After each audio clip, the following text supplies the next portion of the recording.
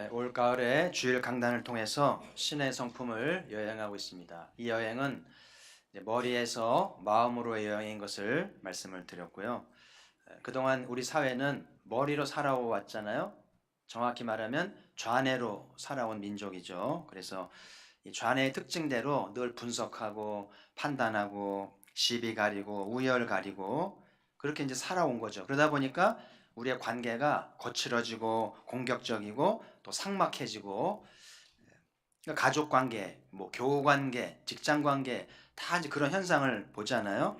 그래서 이제 이것이 문제라는 것을 공감을 하게 된 거예요. 아, 머리로 살았고 좌뇌로 살아서 가정도 교회도 사회도 이렇게 된 거를 공감을 하면서 이제야말로 이제 마음을 회복하고 마음으로 사는 법을 배워야 되겠구나. 그거를 공감하는 것 같아요. 그래서 오늘 이 여행이 참 소중하다는 생각이 들고요. 그래서 여행은 참 유익을 많이 주는데 사도가 말씀하는 가장 큰 유익은 이 여행을 하게 되면 멀리 보게 된다. 남들이 못 보는 먼 거를 보면서 앞서게 된다는 말씀인데, 여러분 한 치 앞을 모르잖아요.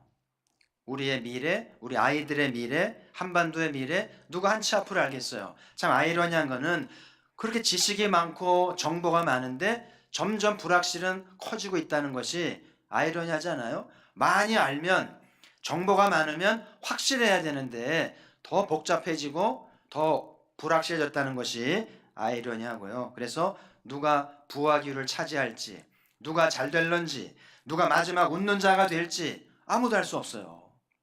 그래서 높이 나는 새가 멀리 보잖아요.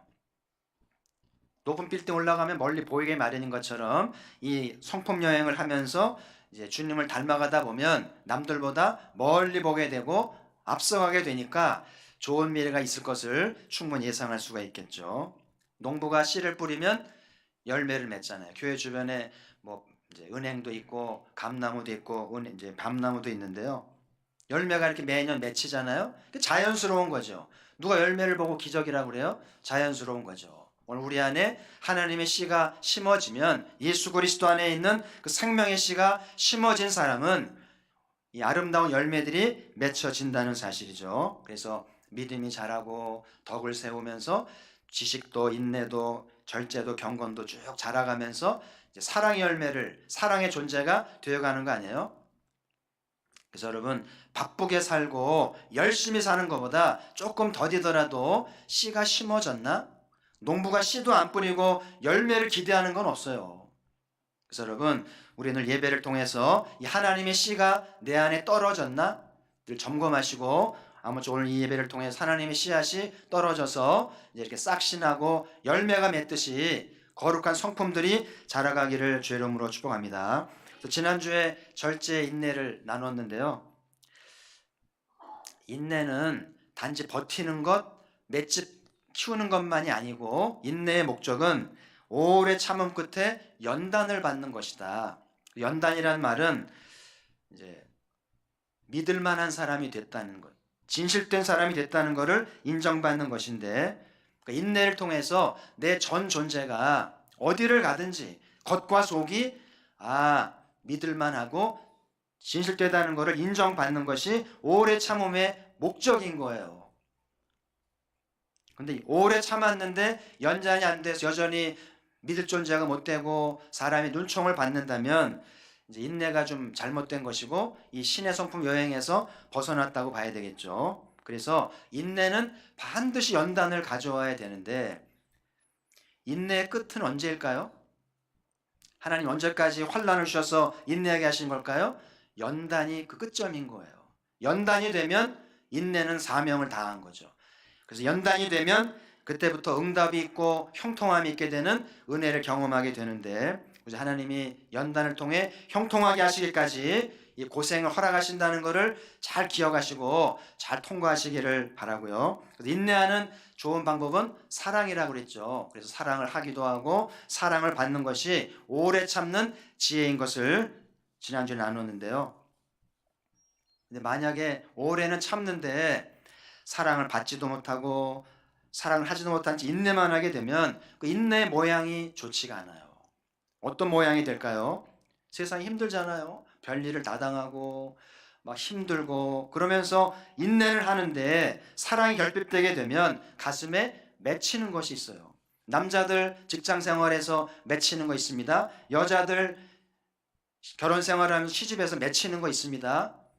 가슴에 응어리가 있어요. 이걸 한이라고 그러잖아요. 그래서 나도 모르게 그게 이제 맺힌 게 쌓이고 쌓이면 터지죠. 몸으로 반응하고 감정으로 드러나는데 나도 모르게 거칠어지게 되고 불쑥불쑥 화가 나요. 그리고 어떤 경우에는 마음이 완고해져서 아무런 반응도 없고 표정도 없고 그냥 무기력하게 살아가기도 하고요. 심하게 되면 우울증에 빠지기도 하고 영적 침체에 빠져서 돌아올 수가 없어요.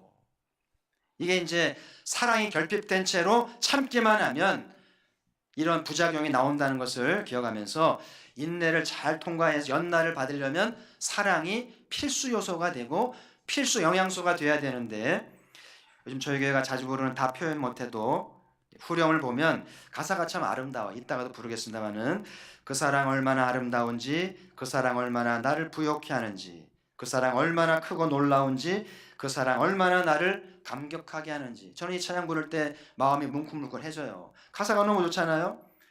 그 사랑이 얼마나 나를 아름답게 하고 부욕해 하고 크고 놀랍고 감격하게 하는지. 오늘도 예배를 통해 그 사랑으로 인해서 이 놀라운 축복이 임하기를 주의 사랑으로 간구합니다. 그래서 또 힘든 세상을 살아가면서 인내해야 될 텐데 무슨 힘으로 인내를 하겠어요. 그래서 이 사랑을 늘 충분히 받으셔서 잘 이겨내시고 연단으로 나아가는 우리가 되어야 되겠죠. 성경에 나오는 바리새인들은 하나님의 성품 여행에서 빗나가서 잘못된 일을 한 좋은 사례인데 그 바리새인들은 자기들의 신앙을 지키기 위해서 참 애를 많이 썼어요. 주전 4세기에 알렉산더가 이제 이 세상을 정복하면서 유대 사회에 헬라 문화를 가져왔어요. 유대교 신앙을 흔듭니다. 그리고 주전 1세기엔 로마가 또 정복하면서 황제 숭배를 들여와서 유대교 신앙을 흔들고 있어요. 그러니까 바리새인들은 사명을 깨달으면서 헬라 문화와 로마의 황제 숭배로부터 자기가 지키는 것들을 사명으로 알고 인내하며 주님을 섬기게 되는데요. 그래서 어떻게 하냐면 마음에 큰 벽을 짓습니다. 큰 성을 짓고 방어하듯이 마음의 성을 만들고 세상 문화와 세상 종교에 대해서 경계심을 늦추지 않아요. 그러면서 내부적으로는 말씀대로 살지 않는 사람들을 죄인으로 정죄하고 판단하면서 자기들 신앙을 지키려는데 여러분 왜 다른 사람을 정죄하고 판단할까요? 왜 바리새인들은 다른 사람들의 신앙을 판단하겠어요? 뒤집어서 말하면 자기들의 신앙을 강화시키려는 거예요. 사람의 심리가 그런 거예요. 왜 일본이 한국을 자꾸 침략할까요? 뒤집어 말하면 자기들 안에 내분이 있는 거예요. 유대인 자꾸 사람들을 판단하고 정죄하는 것은 자기들의 신앙을 지키려는 수단이 됐던 것이기 때문에 잘못된 인내를 했다는 거예요. 그래서 바리새인들이 예수님 공생애 내내 예수님 찾아와서 공격차잖아요. 예를 들면 왜 안식일을 이렇게 지키냐, 왜 안식하지 못할 일을 하느냐 그러면서 정죄하고 씻지 않는 것을 지적하고 금식하는 것 판단하면서 왜 당신의 제자들이 이렇게 하냐 그러면서 공격을 합니다. 예수님 바쁘신데 얼마나 애를 먹이는지 몰라요. 그리고 정작 주님 말씀에 대해서는 완고하게 반응을 해요. 예수님이 바리새인들을 3년간 겪으면서 내린 결론이 이거예요. 한번 보시죠. 요한복음 5장 42절인데요. 같이 읽어보죠. 시작. 다만 하나님을 사랑하는 것이 너희 속에 없음을 알았노라. 참 이 말씀이 귀한 말씀이에요. 예수님의 결론이에요. 영생을 얻으려고 말씀을 상고합니다. 근데 성경이 내게 대하여 증거한 것인데 예수님께 나오지 않아요. 그러면서 예수님 계속 공격합니다. 그러니까 바리새인들은 이방 문화와 싸우고 이방 종교와 싸우기 위해서 자기를 지키는 건 좋았는데 하나님의 사랑이 결핍됐어요. 그러니까 예수님을 공격하고 제자들을 정죄하잖아요. 결국 이들의 인내는 연단을 가져오지 못하고요. 그 결과 로마와 히랍을 넘어서지 못합니다. 그리고 마침내 예수님을 십자가에 죽게 하잖아요. 이게 이 유대인들의 잘못된 인내라는 거예요. 근데 성령을 체험한 제자들은 성령의 도움으로 연단을 받게 되면서 이 제자들이 히랍과 로마 사람들을 전도해서 변화시키면서 세상을 바꿔놓잖아요. 많은 히랍인들과 많은 로마인들이 제자를 통해 주께 돌아왔어요. 연단이 됐다는 거죠. 그리고 유대 사회를 변혁합니다. 살기 좋은 세상으로 만들지 않았어요. 이것이 주님이 기대하시던 진정한 기독교 신앙인 거예요. 그래서 인내를 하되 연단을 받는 신앙하고 연단 없이 참기만 하는 거하고는 너무 달라요. 자, 오늘은 인내의 경건을 나누는 시간인데 한번 따라해 봅시다. 인내의 경건을, 순서를 짝을 잊지 마시고요. 인내의 경건을 나누는 시간인데, 오늘 사도께서는 인내는 반드시 경건이 따라야 된다. 경건이 뒷받침을 해야 인내가 온전하다는 말씀인데, 이 사도가 말씀하시는 경건은 무엇인지 오늘 야고보가 얘기하는 경건을 소개하고 나서 예수님의 경건을 나누면서 은혜를 받고자 하는데, 먼저 야고보의 좀 정의를 보시죠. 야고보서 1장 27절 보시면 경건이 뭔지 또 같이 읽겠습니다. 시작. 아버지 앞에서 정결하고 더러움이 없는 경건은 곧 고아와 과부를 환난 중에 돌보고 또 자기를 지켜 새 속에서 물들지 아니하는 그것이니라. 아멘. 그러니까 야고보가 말하는 경건은 두 가지인데, 첫 번째는 자기를 지켜서 새 속에서 물들지 않는 거죠. 이 불교에서는 새 속을 속세라고 그러죠. 뭐 같은 말이죠. 속세나 세속이나. 그래서 불자들의 꿈은 속세를 떠나는 거예요. 속세를 떠나서 열심히 수행하고 적선을 하고 도를 깨우쳐서 열반에 들어가서 부처가 되는 게 불자들의 꿈이잖아요. 그래서 어떤 사람은 머리를 깎습니다. 머리를 깎고 옷도 보통 사람은 안 입죠. 양복 안 입습니다. 드레스 안 입습니다. 자기들의 옷을 입죠. 하나만 입고 다니는 거예요. 속세를 떠났다는 표시죠. 그리고 심지어는 출가를 하죠.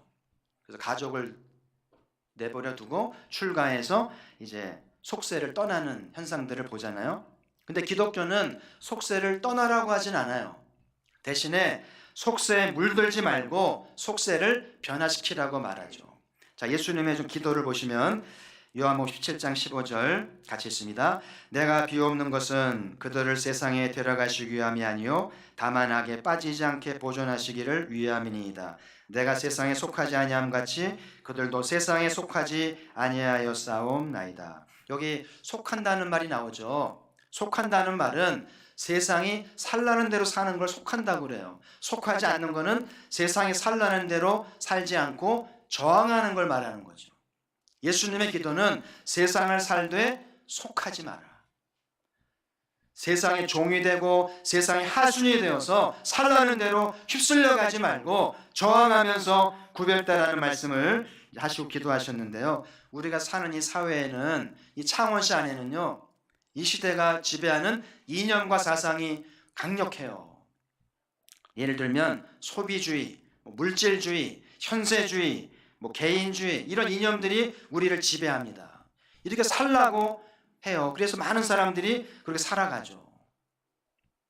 기독교와 대립이 됩니다. 근데 제자들이라면 이런 세상에 살지만 세상에 살라는 도 살지 않고 주님의 가르침대로, 주님의 기도대로 살아가게 되는데, 자, 두 번째 야고보가 말하는 경건은 고아와 과부를 환난 중에 돌본다고 그래요. 여기 돌본다는 것은 행동을 포함하잖아요. 어려움 당한 이웃을 찾아가서 돌봐주고 챙겨준다는 것을 포함하는 거죠. 누군가 어려운데 참여하지 않는다면 경건이 아니라는 것이고, 그거는 죽은 신앙이라고 야고보가 말씀을 합니다. 왜 경건은 참여하게 되는 걸까? 오래 인내하면서 전 존재가 연단을 받잖아요. 인내한다는 것은 별별 일을 다 겪은 거예요. 아픔이 뭔지, 고생이 뭔지, 힘든 게 뭔지, 실패가 뭔지 겪는 게 인내잖아요. 겪으면서 연단을 받은 사람은 그게 남의 일 같지가 않아요. 그래서 관심을 갖게 되고요. 로마 12장 6절에 보면 성령의 은사들이 소개가 되는데요. 위로하는 자면 위로하는 일로, 구제하는 자는 성실함으로, 긍휼을 베푸는 자는 즐거움으로 할 것이라. 귀한 성령의 은사들이 여기 이제 누군가를 위로하고 누군가를 구제하고 누군가를 긍휼을 베푸는 것은 경건의 모습이라는 거예요. 그러니까 경건한 사람은 그 인내를 통해서 아픔을 겪은 거예요. 그래서 위로가 필요하고 격려가 필요하고 긍휼조가 필요한 것을 깨닫는 것이고요. 또 성령님이 이런 은사를 주셨기 때문에 은사가 있는 사람은 절대 지나칠 수가 없어요. 잠이 오지 않습니다. 마음이 편치가 않아요. 그래서 찾아가서 위로하고 구제를 베풀고 긍휼을 베풀어야 마음이 시원하고 잠이 오는 거예요. 이게 경건이라는 거예요. 다음 주에 형제우애를 나눌 시간인데요. 오늘 경건이 준비되지 않은 형제우애 의미 없어요. 형식적으로 하겠죠. 그래서 가정도 교회도 사회도 참된 형제우애가 되려면 오늘 경건을 잘 배우고 익혀야만 된다는 것을 기억하면서 예수님이 보여주신 경건에 대해서 좀 나누면서 경건을 익히고자 하는데요. 먼저 장신대 배지를 좀 소개하고 싶어요. 저희 교단 학교가 가지고 있는 슬로건이 뭔지 저걸 달고 3년간 공부했는데요. 장로회 신학대학교 몇 년도에 세워졌나요? 1901년은 20세기가 막 시작된 초엽이잖아요. 그렇죠? 평양에 우리 교단 신학교가 세워졌어요. 처음 7명의 목회자가 이제 배출되게 되었는데요. 학교가 세워지고 1기 졸업생이 나오기 전에 1903년도에 그 평양시와 원산과 함흥에 큰 부흥이 있었어요. 우리 본 적은 없습니다만은 역사가 증거하고 있으니까 맞겠죠. 통해와 자복이 일어나고 부흥이 일어나면 북한 땅에 큰 변화가 일어났어요. 이게 신학교가 세워지고 부흥이 일어나는 것이 우연이겠어요? 하나님의 놀라운 섭리 가운데 있는 거죠. 그 안쪽 위에 보면 히라보로 솔리데오 글로리아, 오직 하나님께 영광을. 왜 신학을 하는가? 오직 하나님께 영광을. 그 가운데 램프는 기도원 횃불을 의미한다고 그래요. 기도원 300용사와 같이 세상을 변혁하고 나라를 구원하는 용사가 되자는 뜻이고요. 그 아래 맨 밑에 보면 라틴어로 pietas et scientia라고 되어 있어요. pietas는 경건이라는 뜻이고 et는 end라는 뜻이고 scientia는 과학이라는 뜻이죠. 그래서 이 장신대는 경건과 학문을 슬로건으로 해요. 제가 입학해서 늘 저 배지를 바라보면서 경건과 학문을 애를 썼는데 뒤집어지면 안 됩니다. 학문과 경건이 아니에요. 신학교 우선이 학문이 우선이 아니라 경건이 우선인데 제가 3년간 고민한 게 뭐냐면 나름대로 학문은 열심히 한 것 같아요. 책 많이 읽고 수업 열심히 듣고 한 것 같은데 경건이 뭔지 어떻게 해야 경건하게 되는 건지 고민했던 기억이 있어요. 학교에서 학문에 대해서는 두루두루 가르치는 것 같은데 경건에 대해서는 과목도 없고 실천하는 것도 없고 알아서 하라는 거예요. 이런 고민을 하면서 신학을 졸업했던 기억이 나는데 그래서 경건에 대해서는 자신이 없어요. 근데 예수님의 가르침을 보니까 경건이 눈에 들어오는 거예요. 그래서 우리는 경건 그러면 경건의 시간 갖는 큐티를 생각하기 쉬운데 큐티가 경건 자체가 아닙니다. 큐티를 했으면 성경을 읽었으면 거기에 따르는 행동이 나와야 되는데 누군가를 돌보고 섬기는 행동이 나오지 않으면 경건은 완성된 것이 아니라는 거예요. 자, 예수님이 말씀하시는 경건은 무엇인가? pietas, 라틴어로 이제 경건이잖아요. 그 기독교 미술가들에게는 알려진 것이더라고요. 보니까 pieta는 그리스도의 사체를 표현한 예술 작품의 일체를 말한다. 그래서 어원으로 라틴어의 pietas는 효성, 우애, 경건, 자애 또는 자비, 애국 이런 뜻으로도 이제 사용이 된다는 거, 다양한 용례가 있는 거죠. 그래서 기독교 미술가들은 예수님의 경건을 그리면서 예수님의 죽음을 그립니다. 예수님의 죽은 시체를 그리는데 대표적인 작가가 이제 미켈란젤로의 이제 피에타라는 작품인데요.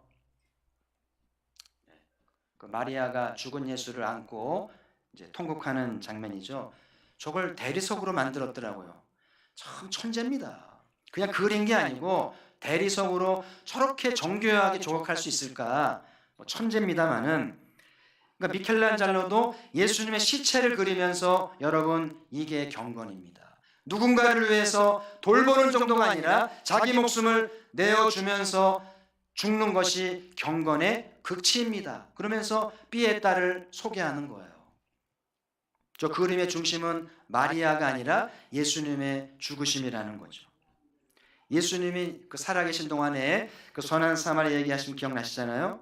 한 사람이 여리고로 가다가 강로를 만나서 이제 중태를 빠지죠. 근데 거기를 제사장이 지나가는데 헐깃 보고 그냥 지나갑니다. 유대인도 쑥 지나갑니다.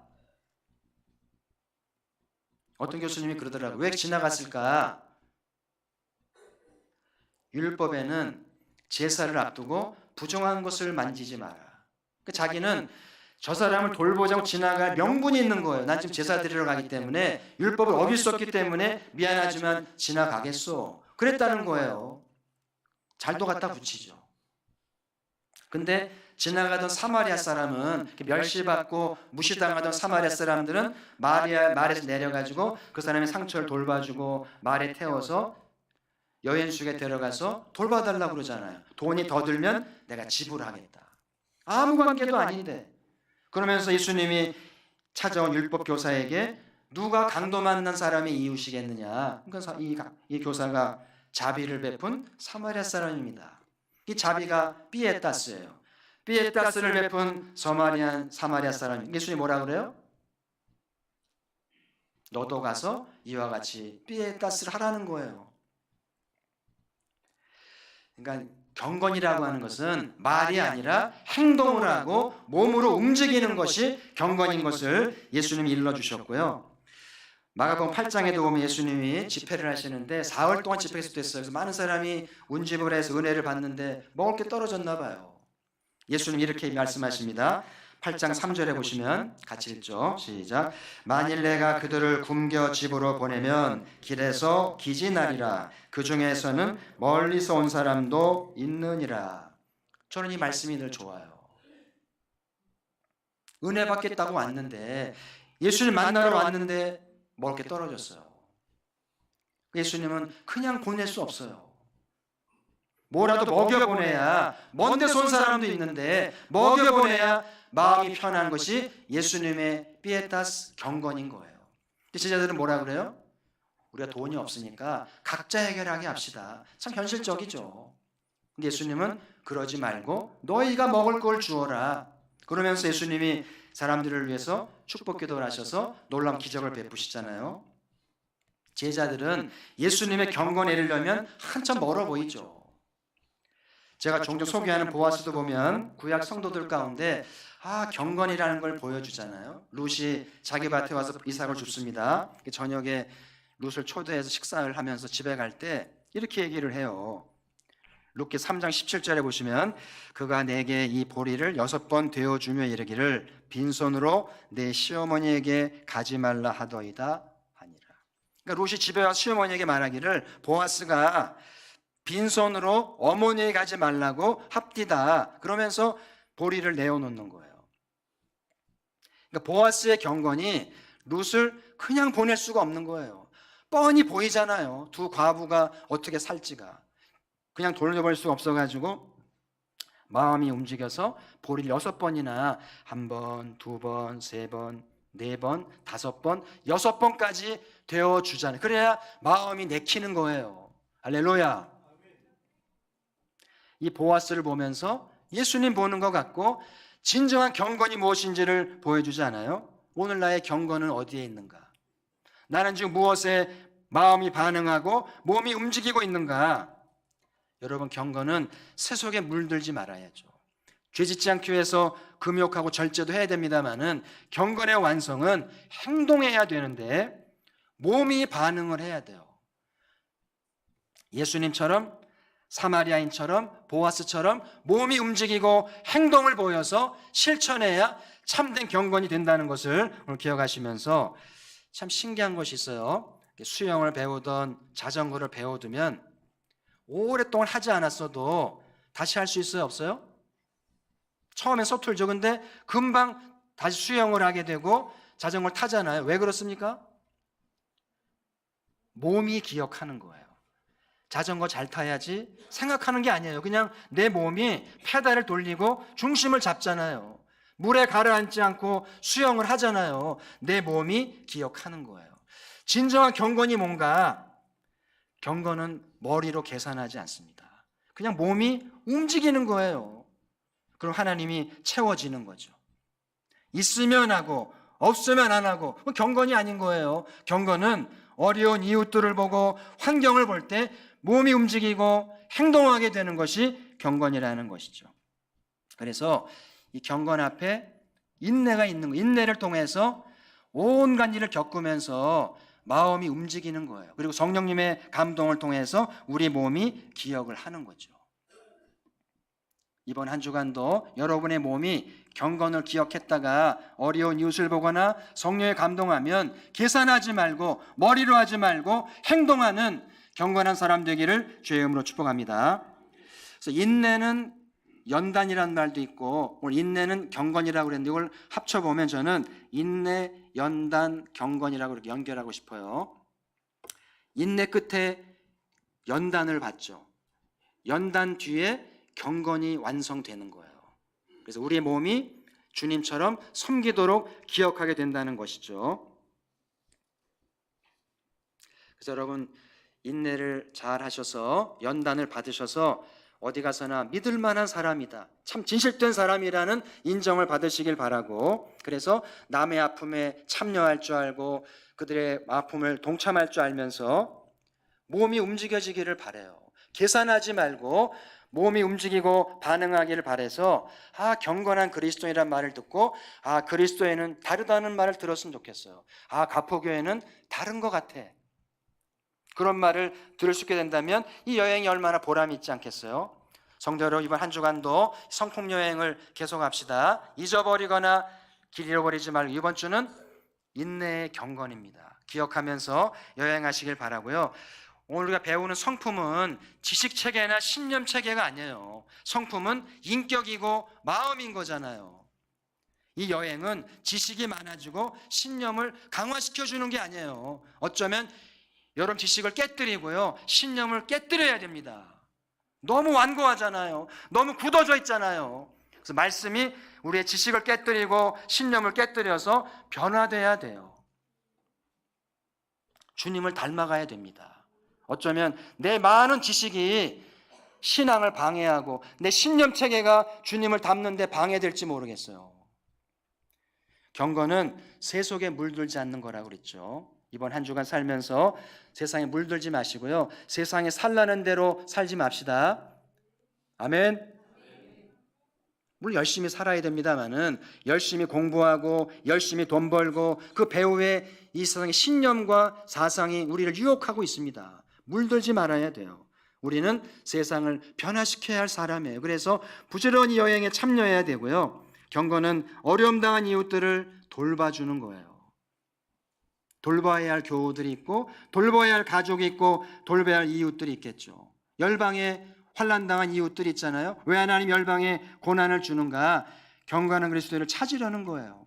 많은 열배 그리스도인들이 지금 달려가고 있어요. 가게 문 닫고 병원 문 닫고 달려갑니다.